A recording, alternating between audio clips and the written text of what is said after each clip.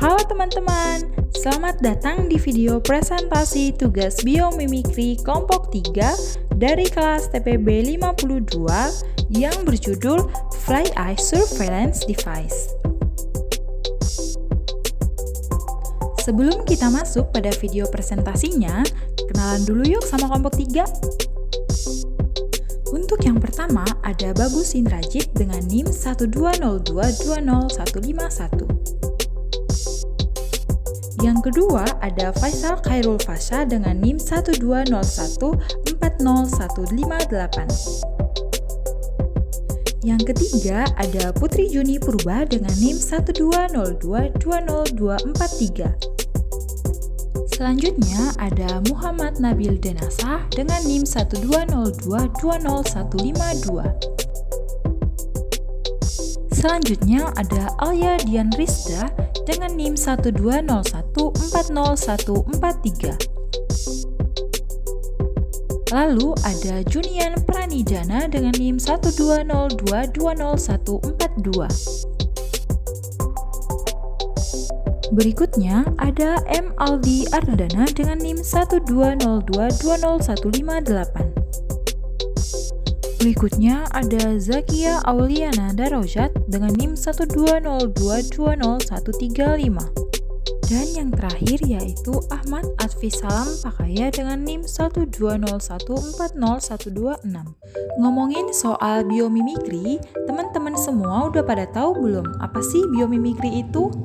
Untuk teman-teman yang belum tahu pengertian biomimikri itu sendiri, kita kasih tahu ya.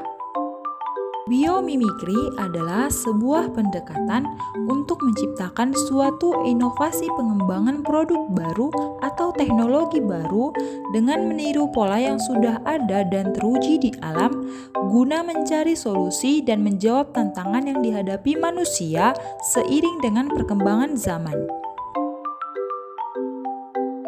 Tujuan dari biomimikri adalah untuk mencapai sebuah produk, proses, dan cara-cara yang baru untuk kita hidup dan beradaptasi di bumi dengan jangka waktu yang panjang, yang inspirasinya bisa berasal dari mana saja. Lalat adalah jenis serangga dari ordo Diptera. Diptera berasal dari bahasa Yunani. Di berarti dua, dan ptera bermakna sayap. Satu di antara bagian unik dari tubuh lalat adalah matanya, sebab struktur mata dari lalat dapat dijadikan inovasi untuk membuat sebuah kamera pendeteksi gerakan.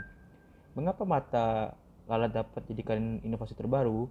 Hal itu dikarenakan mata seekor lalat dapat melihat gerakan objek dengan jelas, di antara benda-benda lain yang berada di sekitarnya.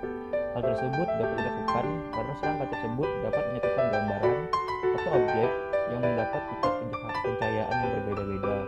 Misalnya, melihat gerakan seseorang di antara rumbunan pohon dengan memfokuskan pandangan pada gerakan, mata lalat dapat melihat perpindahan objek secara utuh. Kamera pendeteksi gerakan tersebut bekerja dengan memancarkan sinyal listrik secara terus-menerus dengan menggunakan gelombang infrared yang terhubung dengan pendeteksi cahaya. Jika infrared terganggu karena adanya gerakan, maka sistem akan menghidupkan lampu atau alarm Anda entah bagaimana ditembus tanpa memperingatkan Anda tentang adanya pintu atau jendela yang terbuka. Detektor gerak akan mengetahui adanya penyusup dan membunyikan alarm atau menghidupkan lampu. Fungsi dari kamera video pendeteksi gerakan tersebut digunakan sebagai sistem keamanan lingkungan seperti rumah, tanpa harus dipantau dalam jarak pandang mata. Sehingga, setiap kegiatan dan orang yang masuk ke dalam ruangan tersebut dan mengenai sensor akan terdeteksi. Keunggulan dibandingkan dengan CCTV. Ini keunggulan pertama, ada instalasi lebih mudah. Tidak memerlukan koneksi pada komputer atau internet dalam pemasangan perangkat. Yang kedua, jangkauannya yang luas.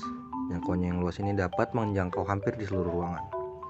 Lalu, fleksibel. Perangkat ini mampu beroperasi pada siang maupun malam hari, di dalam atau di luar ruangan, dan tidak memerlukan fitur tambahan.